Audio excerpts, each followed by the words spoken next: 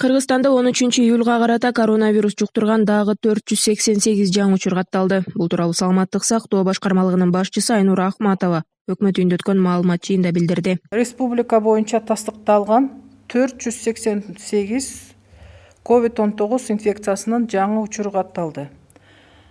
Анын ичинде Бишкек шаарында 265, Ош шаарында 45, Чүй облусунда 37, Ысык Көл облусунда 15, Ош облусунда 26, Нарын облусунда 4, Баткен облусунда 43, Жалал Абад облусунда 51 жана Талас облусунда 2 учур катталды. Кыргызстанда тастыкталган COVID-19 инфекциясынын жалпы 11117 учуру катталды. Жаңы катталгандардын арасынан 125 медицина кызматкерлери, ал эми 13-июлга карата дагы 73 бейтап коронавирус оорусунан дарылангандан кийин айыгып ооруканадан чыкты. Ахматованын маалыматына ылайык өткөн сутка ичинде пневмониядан 29 адам көз жумса, ал эми 15 бейтап COVID-19 инфекциясынан каза болгон. Учурда 668 бейтап ооруканаларда дарыланып жатат. 121 кишинин абалы оор, анын ичинде 21 адам жандандыруу бөлүмүндө жатат. 448 бейтаптын абалы орточо оор болсо, ал эми 99 бейтаптын абалы канааттандырарлык. Ошондой эле оорунун белгилери байкалбаган 6842 бейтап үй көзөмөлүндө болууда. Семетей обсервациясындагы реанимацияда түзүлгөн шарттар адам өмүрлөрүн сактоого көмөк берет. Мындай ишенимди премьер-министр Кубатбек Боронов Семетей обсервациясынын иши менен таанышып көчмө жыйын өткөргөн учурда билдирди. Бүгүнкү күндө COVID-19 шектелген оорулууларды кабыл алып жаткан көптөгөн медициналык мекемелер өнөкөт оорусу бар бейтаптарды кабыл ала алышпайт. Учурда дал ушул Семетей обсервациясында көптөгөн сандагы, башкача айтканда 600дөн ашуун оорулуулар дарыланууда. Ошондуктан обсервациянын аймагында реанимация бөлүмү уюштурулган. Мында Бишкек шаарынан жана облусунан да ооруларды алып келүүдө, деди Боронов. Башкы реаниматолог Жамиля Чыңгышева маалымдагандай, учурда реанимацияда 50 адамга эсептелген орун бар. 40ка жакын врач-реаниматологдор учурда, клиникалык ординаторлор 4 сменада иш алып барууда. Реанимацияга дарт оорлошкон бейтаптар жаткырылгандыктан жоготуулар да орун алууда. Медициналык кызматкерлер адам өмүрлөрүн сактоого колдон келген күч-аракетин жумшап жатат, деп белгиледи реаниматолог Жамиля Чыңгышева. Өкмөт башчы зарыл болгон учурда кошумча күч тартууларын баса белгиледи. Бишкектин ар бир районуна түнкү стационарларда ачуу иштери жүрүп жатат. Мэриянын маалымат кызматы кабарлагандай, 7-Кичи районундагы спорт комплексинин базасында бир стационар даярдалды. Анда 97 орун бар. Консул ресторанынын ээлери да имаратты стационар үчүн беришкен. Учурда Бишкекте 12 күндүзгү стационар иштеп жатат. Аларда 9 күн ичинде 23819 адам кабыл алынган. Алардын ичинен 17890 адам капельница алган. 5781 киши консультация алды. 139 киши жаткырылды жана 9 киши каза тапты. Күзүндө өтө турган парламенттик шайлоону жылдыруу талабы менен Ала Тоо аянтына митингге чыккан 5-6 адамды милиция кармап кетти.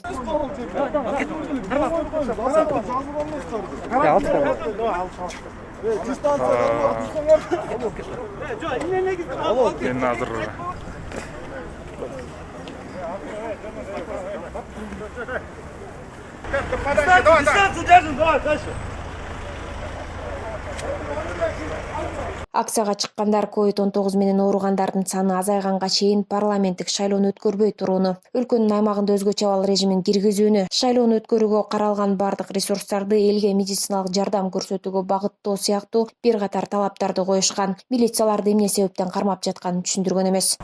Биз ушул шайлоону жылдырып тургула президентке кайрылалы дегенбиз. Азыр деген өлкөдө беспредел болуп кетти. Мына бүт коррупцияны көтөргөн балдардын баары, мамлекет деген балдардын баарына азыр иш козголуп атат баардыгына. Мына Айбек, ошол эле Айбек мырза, ошол эле Жапикеев таможнядан айтып чыккан канчалардын баары козголуп атат. Эмне деген эме болуп кетти? Мисалы үчүн ушундан учурдан пайдаланып айтып кетейинчи. Сооронбай Шарипович, биз силерди колдой эле деп атсак коррупциядан бүт жарандык активисттердин баарын азыр камап атат, иш козголуп атат да. Азыр 10 кишиге жолуксаң, 6-сы Кыргызстандан кетем деп атат. Башка жактан жарандык алам, буякта үмүт болбой калды деп атат да. Биз ошонун баарын болгону жеткизип коелу деп атканбыз буяктан чыгып турчу. Биз кишинин санын азайтып, көчө 10-чу управление МВД менен сүйлөшкөнбүз. Алар айткан, өткөрө бергиле деген. Бүгүн келип биздин организатор балдарды кармап кетти, полный транспаранттар. Мына биздин резолюция, эч кандай бийликти басып алуу жок. Болгону шайлоону гана жылдырып коюуну биз өтүнүп атканбыз. Коомчулукта айрымдар коронавирус күчөп, өлүм саны көп катталып жаткан учурда митинг өткөрүүнүн зарылдыгы жок экенин айтышууда. Белгилей кетсек, президент Сооронбай Жээнбеков кезектеги парламенттик шайлоону 4 октябрда өткөрүү тууралуу жарлыкка 3-июлда кол койгон. Ушул күнгө чейин шайлоого катышуу ниетин 44 саясий партия билдирди. Бирок ошол эле учурда айрым эл өкүлдөрү өлкөдө кырдаал курчуганына байланыштуу парламенттик шайлоону кийинкиге жылдырууну сунуштоодо. Социалдык тармакка тараган маалыматта айтылгандай, кыргызстандык аткаминерлер жакында Манас аэропортунан эл аралык чартердик каттам менен учкан эмес. Бул туурасында аталган аба майдандын маалымат кызматы кабарлады. Эске салсак, эл арасында атайы борт менен саламаттык сактоо министри Сабиржан Абдикеримов пневмония жана орун басары Нурболот Үсөнбаев коронавируска кабылып Германияга дарыланууга учуп кетти деген маалыматтар тараган. Дүйнө жүзүндө эпидемиологиялык кырдаалдын начарлашынан улам жана башка өлкөлөр менен аба байланышына тийиштүү чектөөлөрдү киргизүү мөөнөтүндө Манас аэропорту мезгил менен буйрутмалык чартердик санитардык каттамдар аткарылууда. Аталган каттамдар менен чет элдик демократиялык кызматтардын өкүлдөрү жана алардын үй бүлө мүчөлөрү, эл аралык уюмдардын кызматкерлери, чет элдик жарандар пайдаланат. Ал эми Кыргызстандын жарандары мындай каттамдар менен учкан эмес деп айтылат маалыматта. Аэропорттун маалымат кызматы коомчулуктан мындай такталбаган кабарларды таратпоону суранат. Учурда эпидемиологиялык абалда Манас аэропорту кызматкерлердин жана жүргүнчүлөрдүн коопсуздугун камсыздоо үчүн күнү-түн иштеп жатат деп кошумчалаган алар. Ал эми министрлик Сабиржан Абдикеримов менен анын орун басары Нурболот Үсөнбаев дарылануу үчүн чет мамлекетке учуп кеткен эмес деген билдирүү тараткан.